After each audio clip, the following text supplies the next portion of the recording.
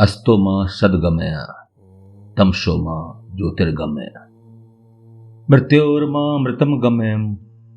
ओम शांति शांति शांति। भारत की सनातन संस्कृति पर गर्व धारण करने वाले आप सभी का महाभारत खोज के इस महाअभियान में स्वागत है।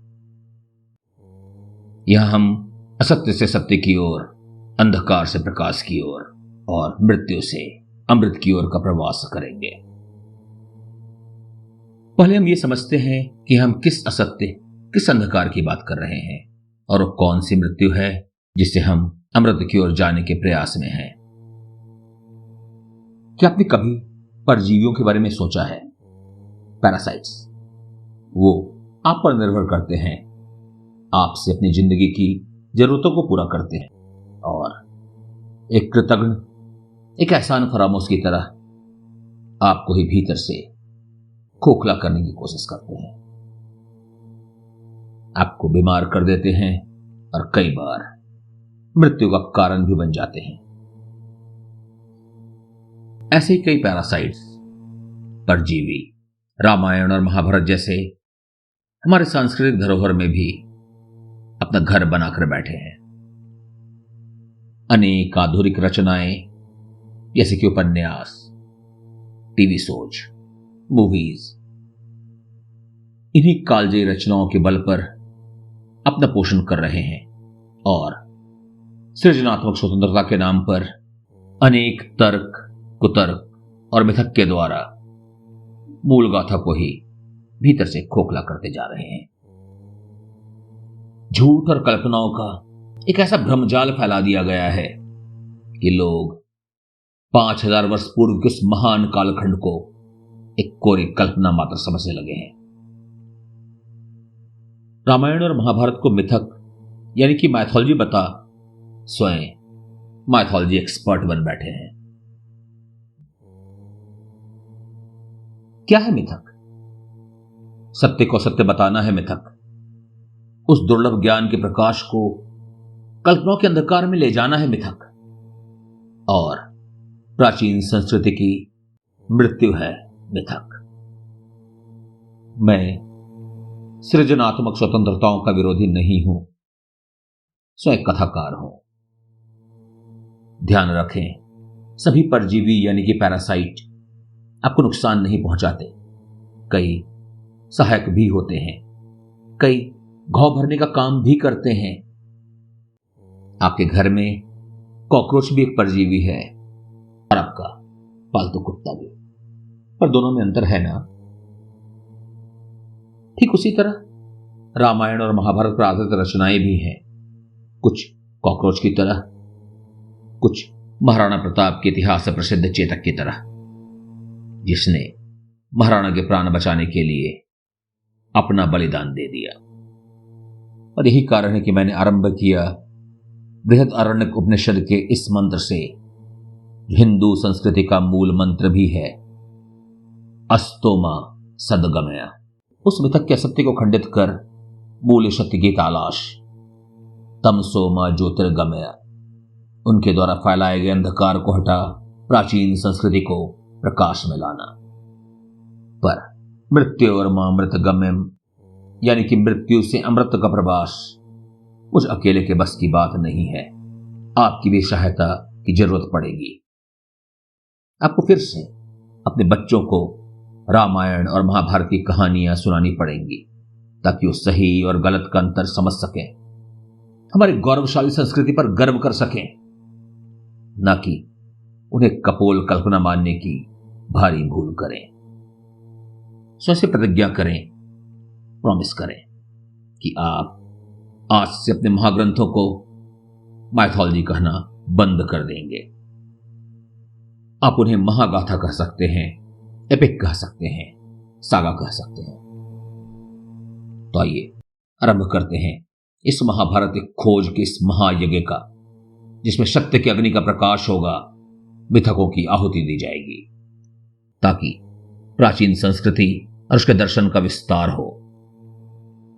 मैं विवेकदत्त मिश्र, इस महायज्ञ का प्रधान पुरोहित। इस यज्ञ का श्री गणेश करता हूं एक संकल्प प्रार्थना के साथ। देवादिदेव महादेव शिव और नर नारायण को स्मरण करके। पहले करते हैं देवादिदेव शिव को प्रणाम, फिर करके नर और नारायण का ध्यान। आइए आरंभ करें ये कथा महान। जय भारत महाभारत है जिसका नाम।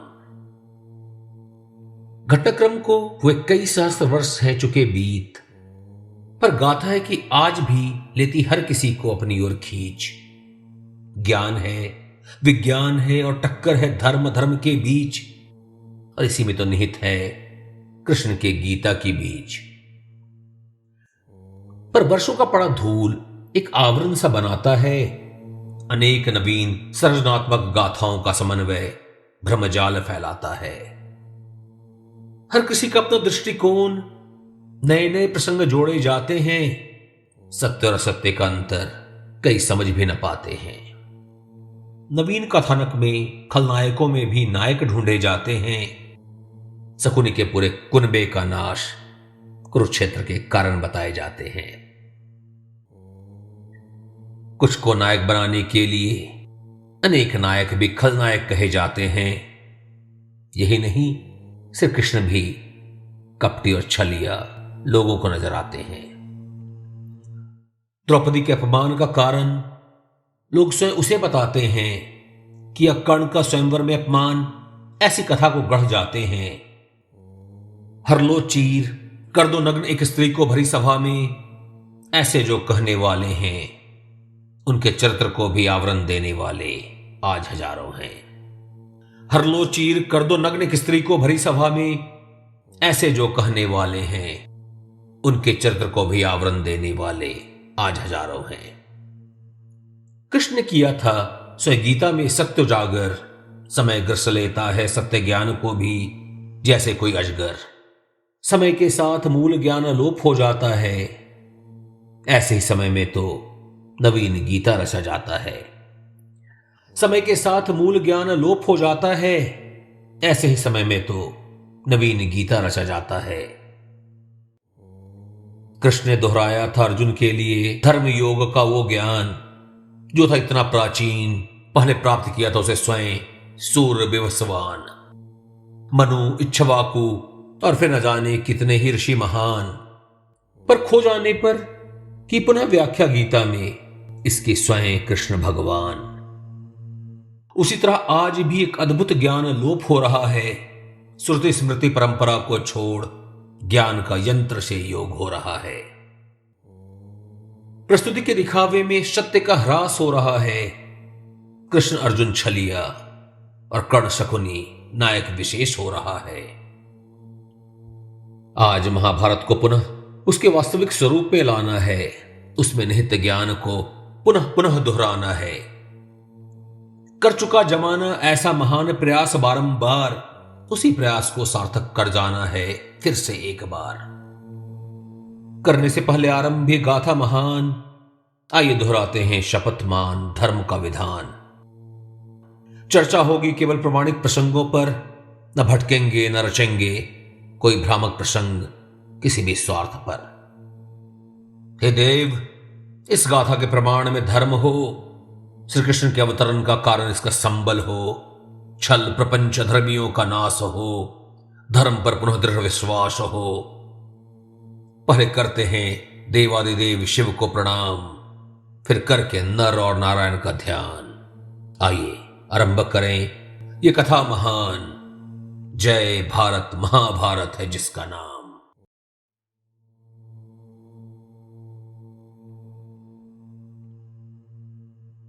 आज से हर हफ्ते आप और मैं करेंगे महाभारत मंथन। अमृत की खोज में, विष के उन्मूलन में।